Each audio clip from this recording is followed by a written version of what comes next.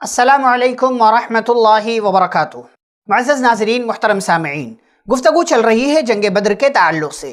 مسلمانوں کو کامیابی مل چکی ہے اور کافروں کو شکست سے دوچار ہونا پڑا، اور مکہ اور مدینہ کے اندر جیت اور ہار کی خبر پہنچ چکی ہے۔ اس جنگ بدر کے دوران کئی ایک ایسے اہم واقعات پیش آئے جن کا ذکر کرنا ضروری ہے۔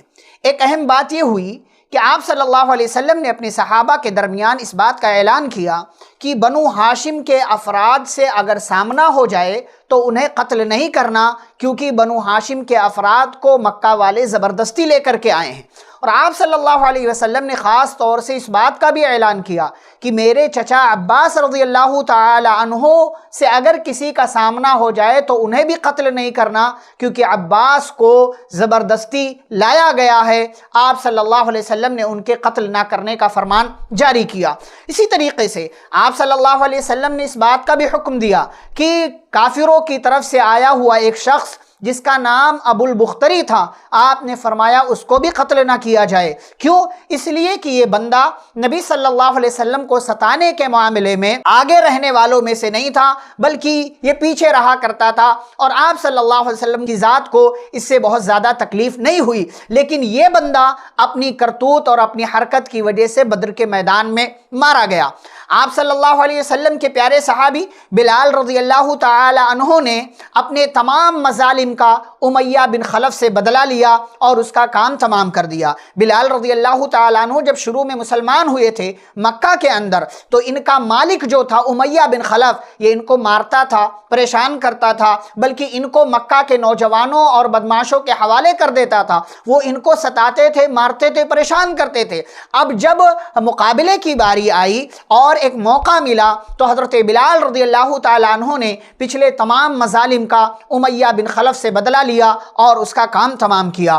عمر رضی اللہ تعالیٰ عنہ کے ساتھ ایک خاص واقعہ پیش آیا۔ ایمان کی طاقت سے لیس ہو کر حضرت عمر رضی اللہ تعالیٰ عنہ نے اپنے ماموں عاص بن ہشام کا بدر کے میدان میں قتل کیا اور رشتہ داری کی بھی پرواہ نہیں کی۔ ابو بکر صدیق رضی اللہ تعالیٰ عنہ کے ساتھ ایک اہم معاملہ یہ ہوا کہ ان کے بیٹے عبد الرحمن جو اس وقت کافر تھے، وہ ان کے سامنے ان کے مد مقابل آ گئے۔ عکاشہ بن محصن رضی اللہ تعالیٰ عنہ کے ساتھ ایک خاص واقعہ جنگ بدر میں یہ پیش آیا کہ ان کی تلوار ٹوٹ گئی، تو یہ نبی صلی اللہ علیہ وسلم کے پاس حاضر ہوئے اور آپ صلی اللہ علیہ وسلم سے کہا، اے اللہ کے رسول صلی اللہ علیہ وسلم، میری تلوار ٹوٹ گئی ہے۔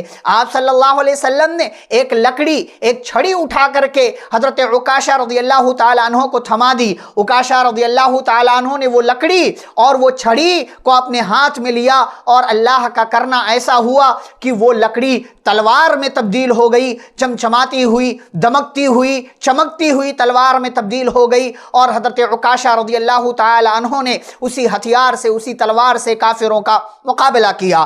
حضرت مصعب بن عمیر رضی اللہ تعالی عنہ جو مدینہ میں اسلام کے سب سے پہلے مبلغ تھے، ان کے بھائی ابو عزیز بن عمیر یہ کافروں کی طرف سے آئے ہوئے تھے، ان کو قیدی بنایا گیا۔ بعض صحابہ ان کو باندھ رہے تھے۔ مصعب بن عمیر رضی اللہ تعالی عنہ نے ان سے کہا، یہ بندہ ہے، اس کو بہت سختی کے ساتھ باندھنا، اس کی ماں بہت مالدار ہے، یہ تمہیں بہت موٹا فدیہ دے گی، بہت موٹا بدلہ تمہیں دے گی۔ اسی طریقے سے عتبہ بن ربیعہ جو کافروں کی طرف سے آیا ہوا تھا، یہ بندہ مارا گیا، اس کی لاش کو گھسیٹ کر صحابہ لے جا رہے تھے۔ اس کے بیٹے ابو حذیفہ رضی اللہ تعالیٰ عنہ مسلمان ہو چکے تھے، انہوں نے اپنی آنکھوں سے اپنے باپ کا یہ منظر دیکھا، اپنے باپ کا یہ حال دیکھا، تو چہرے پر ایسے تاثرات نظر آئے کہ نبی صلی اللہ علیہ وسلم کو لگا کہ ابو حذیفہ کو اپنے باپ کے ساتھ کیا جانے والا یہ سلوک پسند نہیں آیا ہے۔ آپ صلی اللہ علیہ وسلم نے سوال کر لیا۔ ابو حذیفہ رضی اللہ تعالیٰ عنہ نے جواب دیا، اے اللہ کے رسول صلی اللہ علیہ وسلم، بات ایسی نہیں ہے،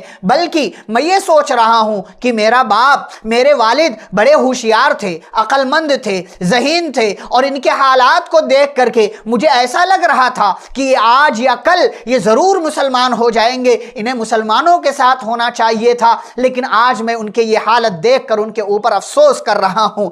اور پھر آپ صلی اللہ علیہ وسلم جب بدر کے میدان سے مدینہ واپس ہونے لگے تو واپسی کے سفر میں دو جنگی مجرم کو راستے میں آپ صلی اللہ علیہ وسلم نے قتل کرنے کا حکم دیا۔ یہ دونوں جنگی مجرم کون تھے؟ ایک نضر بن حارث اور دوسرے عقبہ بن ابی معیط۔ یہ عقبہ بن ابی معیط وہی بندہ ہے جس نے سجدے کی حالت میں نبی صلی اللہ علیہ وسلم کی گردن پر اونٹ کی اوجھڑی لا کر کے ڈالی تھی۔ آپ صلی اللہ علیہ وسلم کے صحابہ کی گرفت میں یہ بدر کے میدان میں آیا، اور آپ صلی اللہ علیہ وسلم جب واپسی کے سفر میں تھے، آپ نے اس بندے کو قتل کرنے کا حکم دیا، اور اس سے پہلے نضر بن حارث کے قتل کا حکم دے چکے تھے۔ اور پھر آپ صلی اللہ علیہ وسلم جب مدینہ پہنچے، آپ کا بڑا شاندار استقبال کیا گیا، اور مدینہ کے جو بڑے افراد تھے، جو سردار افراد تھے، انہوں نے آپ صلی اللہ علیہ وسلم کے پاس مبارکبادی کا پیغام بھیجا، اور آپ صلی اللہ علیہ وسلم کو اس کامیابی پر، اس جیت پر اور خوشی کے اس موقع پر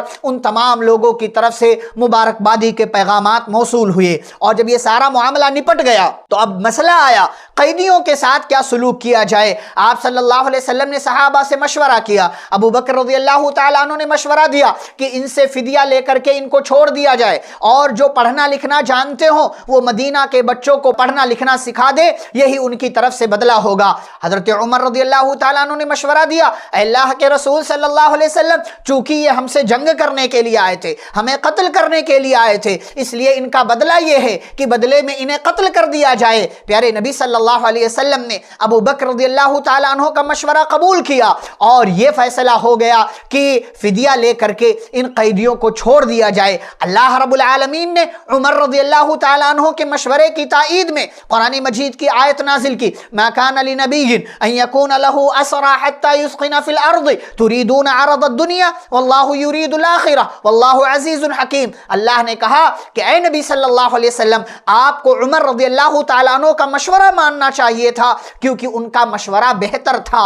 عمر رضی اللہ تعالیٰ عنہ کی تائید میں، ان کے مشورے کی موافقت میں اللہ رب العالمین نے قرآن مجید کی آیت نازل کی، لیکن چونکہ فیصلہ ہو چکا تھا، آپ صلی اللہ علیہ وسلم نے یہ فیصلہ کر لیا تھا کہ ابو بکر رضی اللہ تعالیٰ عنہ کے مشورے پر عمل کیا جائے گا، لہٰذا قیدیوں کے ساتھ یہی سلوک کیا گیا، اور قیدیوں سے فدیہ لے کر کے، ان کے خاندان والوں سے فدیہ لے کر کے انہیں چھوڑ دیا گیا۔ ایک عجیب و غریب واقعہ ہوا یہاں پر، اور وہ واقعہ یہ ہوا کہ کافروں کی طرف سے آنے والے ایک انسان تھے، ابو العاص بن ربیع۔